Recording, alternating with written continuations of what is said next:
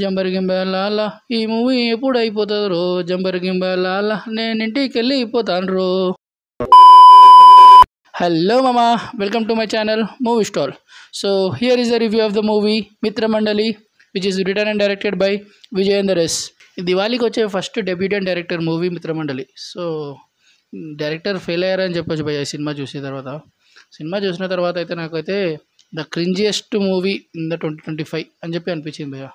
Like అంటే debut director ఒక చాలా కొంచెం ఎక్స్పెక్టేషన్స్ లేకపోయినా కానీ ఆయన చూపించిన టీజర్ ట్రైలర్తో ఎక్స్పెక్టేషన్స్ కొంచెం వరకు పెంచారు. But cinema was not up to the mark అస్సలు. కమింగ్ టు ద పాజిటివ్స్ వచ్చేసి సినిమాలో అసలు పాజిటివ్సే లేవు భయ్య.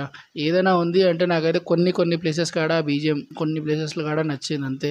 ఇంకొకటి వచ్చేసి ఇంపార్టెంట్ క్యారెక్టర్ అయిన సత్య కామెడీ, ఆయన ఒక్కరి కామెడీనే వర్కౌట్ అయిపోయింది అసలు అనమాట. సినిమా మొత్తంలో ఎవ్వరు కామెడీ వర్కౌట్ అవ్వలేదు. ఇంకా coming to the story plot వస్తే అసలు సినిమాలో స్టోరీనే లేదు. సినిమాలో అసలు స్టోరీనే లేనప్పుడు ఆడియన్స్ని ఎంగేజ్ చేయాలి, ఎంటర్టైన్ చేయాలి అంటే there is only one thing, that is comedy, and it failed to engage అనమాట. మొత్తం క్రింజియస్ట్ కామెడీ లాగానే అనిపించింది ఓవరాల్ మూవీ అనమాట.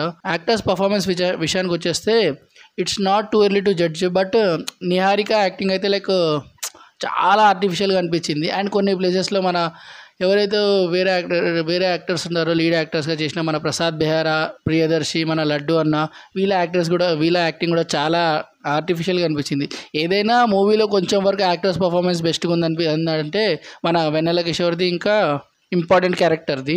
అండ్ సినిమా మొత్తం స్టార్టింగ్ నుంచి ఎండింగ్ దాకా ఒక్క క్వశ్చన్ పెట్టారు, అదేంటిదంటే ఇంపార్టెంట్ క్యారెక్టర్.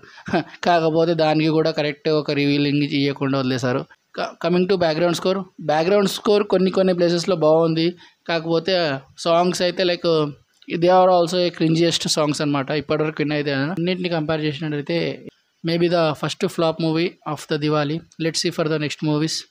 సో ఈ మూవీకి నేను ఇచ్చే రేటింగ్ 1/5. Thank you, by.